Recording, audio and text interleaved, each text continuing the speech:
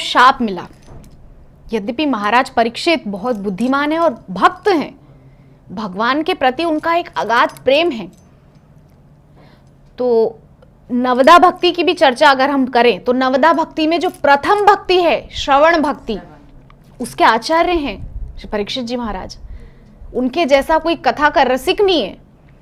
कथा के लिए उनके अंदर इतना लौल्य है, इतनी लोलुपता है, इतना आकर्षण है कथा के प्रति उनके अंदर।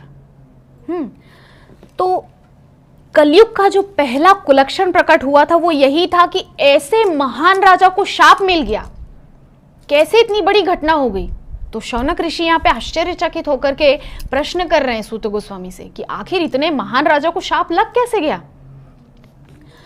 तो राजा तो असहाय नागरिकों का रक्षक होता है, ये शौनक ऋषि बोल रहे हैं किसी सूत गोस्वामी से कि यद्यपि राजा तो सबका रक्षक होता है, किंतु राजा को ही एक ब्राह्मण का शाप लग गया और उन सब का कल्याण, शांति तथा संपन्नता उसी पर निर्भर रहती। दुर्भाग्यवश पतित कलयुग के बहकावे में आकर एक अभागे ब्राह्मण पुत्र द्वारा निर्दोष महाराज परीक्षित को शाप दिया गया। तो यद्यपि हम सभी घटना जानते हैं कि कैसे एक दिन जो है जरासंध का मुकुट धारण कर लिया था श्री परीक्षित जी महाराज ने। तो इसके पीछे भी जो रहस्य है वो ये है कि महाराज परीक्षित कथा सुनना चाह रहे थे, क्योंकि उद्धव जी महाराज ने उस समय तो उनको रोक दिया था कि आपको जाकर के अभी जो है कलयुग को सीमाबद्ध करना है। हाँ, तो अभी आप कथा नहीं सुन सकते। उस समय तो वो कथा से वंचित रह गए, अपने प्रिय श्याम सुंदर कृष्ण, गोपाल पुरुषोत्तम कृष्ण की कथा से वंचित रह गए। तो कथा सुनने की उनके अंदर इच्छा थी। तो लीला के वश, यहाँ पे जो चल रहा है ये सब लीला है भगवान की। तो उन्होंने जो है सोचा कि यद्यपि मैंने एक स्थान दिया है अनीति का धन स्वर्ण, कलयुग को एक स्थान दिया था पुनः याचना करने पर, तो जरासंध का जो मुकुट है वो क्या है? अनीति। जरासंध साक्षात पाप का रूप है। तो उन्होंने सोचा कि इस मुकुट को मैं धारण कर लेता हूं तो किसी प्रकार से मुझे भी कथा प्राप्त हो जाए, भगवान की कृपा प्राप्त हो जाए। तो उन्होंने जान करके उस मुकुट को धारण किया और आखेट पर निकल पड़े। महाराज परीक्षित जैसा भक्त कभी आखेट पर जाएगा, शिकार करने जाएगा? क्यों निर्दोष प्राणियों को मारेंगे महाराज परीक्षित जैसे महान राजा? किंतु ये सब लीला के अंतर्गत हो रहा है। हाँ, तो निकल गए आखेट पर और आखेट पर जाकर के अचानक जो है भूख प्यास लगाई। तो आगे के श्लोकों में प्रभुपाद बोल रहे हैं कि महाराज परीक्षित जैसे भक्त को क्या इतना भूख प्यास लग गया और भूख प्यास से इतना व्याकुल हो गए कि एक संत, महान संत का अपमान कर बैठे। नहीं कर सकते। महाराज परीक्षित जैसा राजा तो ऐसा कार्य कर ही नहीं सकता, किंतु जानते हैं ये सब भगवान की लीला है, ये होना है। तो भगवान की इच्छा जानकर के परीक्षित जी महाराज उसमें अपना योगदान दे रहे हैं। बस मतलब उनका ऐसा इंटेंशन नहीं है कि मैं संत का अपमान करूं। यहां उनकी भावना नहीं है कि मैं संत को दुख दूं, है ना। तो इस प्रकार से यहां पर हम समझें कि महाराज परीक्षित ने शमीक ऋषि को जो मृत सर्प जो लपेट दिया था गले में, तो उसके पश्चात ब्राह्मण पुत्र ने विचार भी नहीं किया।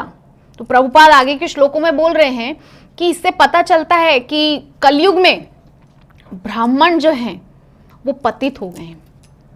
कैसे पतित हो गए हैं? कि बिना विचारे कुछ भी कार्य कर रहे हैं। ब्राह्मणों को बहुत सोच विचार कर कुछ भी करना चाहिए। मंत्रों का उच्चारण बहुत सोच विचार कर करना चाहिए। शक्ति जो मिली है उसका उपयोग विश्व कल्याण के लिए करना चाहिए। हाँ, ब्राह्मणों को जो मंत्र शक्ति मिली है वेदों के अध्ययन से, शास्त्रों पुराणों के अध्ययन से, उसका उपयोग जन कल्याण के लिए होना चाहिए। किंतु उस ब्राह्मण पुत्र ने विचार किए बिना कि परीक्षित जैसा महान राजा है और शाप दे डाला, अपने ब्राह्मणत्व का दुरुपयोग किया। उसको ब्राह्मणत्व प्राप्त जो हुआ था भगवान से, भगवान की कृपा से जो ब्राह्मण वंश में जो उसको जन्म मिला था, उसने ब्राह्मणत्व का दुरुपयोग किया इतने महान राजा को शाप देने में।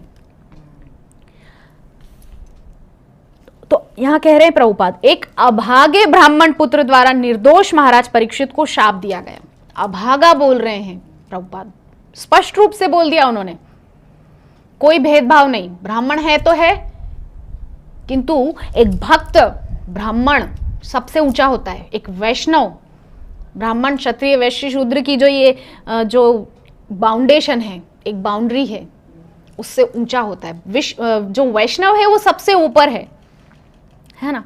वैष्णव की बराबरी ब्राह्मण भी नहीं कर सकते, क्योंकि वैष्णव कौन होता है, भगवान को प्रिय होते हैं।